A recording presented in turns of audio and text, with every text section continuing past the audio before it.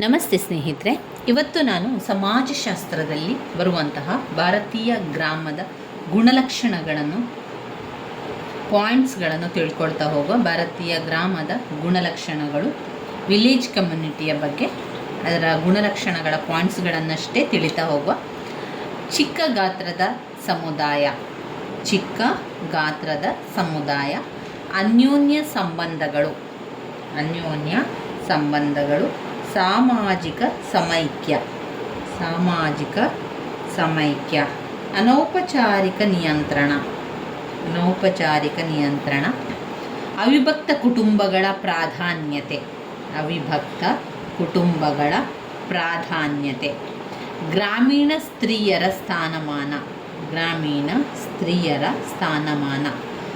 ವೃತ್ತಿ ಕೃಷಿಯ ಪ್ರಾಧಾನ್ಯತೆ, ನೆರೆಹೊರೆಯ ಪ್ರಭಾವ, ಧರ್ಮದ ಮೇಲಿನ ಶ್ರದ್ಧೆ,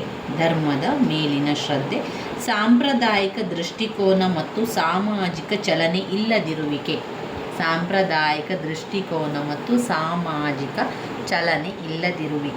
ಭಾರತದ ಗ್ರಾಮಗಳು ಮತ್ತು ಸ್ವಯಂ ಪರಿಪೂರ್ಣತೆ,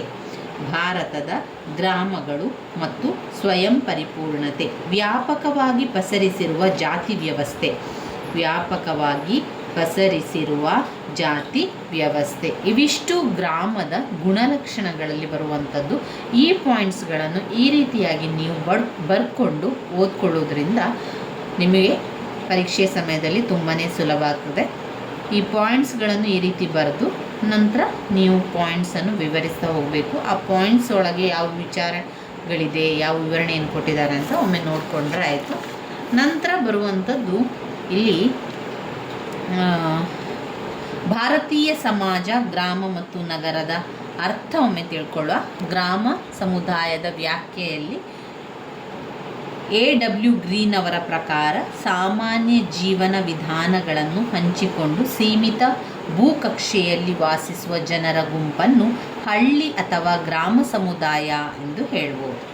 ಇದು ಗ್ರಾಮ ಸಮುದಾಯದ ಬಗ್ಗೆ ಇರುವಂತಹ ವ್ಯಾಖ್ಯೆಯಾಗಿದೆ.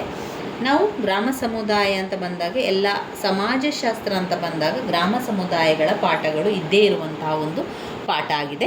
ಇದರಲ್ಲಿ ನೀವು ಮೊದಲಿಗೆ ಏನು ಮಾಡಬೇಕು, ಇದರಲ್ಲಿ ಅರ್ಥವನ್ನು ತಿಳ್ಕೊಳ್ಬೇಕು, ಅವುಗಳ ವ್ಯಾಖ್ಯೆ ಏನು ಅಂತ ಓದ್ಕೊಳ್ಬೇಕು. ನಂತರ ಅದರ ಗುಣಲಕ್ಷಣಗಳು, ಗ್ರಾಮಗಳ ಗುಣಲಕ್ಷಣಗಳು ವೆರಿ ಇಂಪಾರ್ಟೆಂಟ್ ಆಗಿರುವಂತಹ ಪ್ರಶ್ನೆ.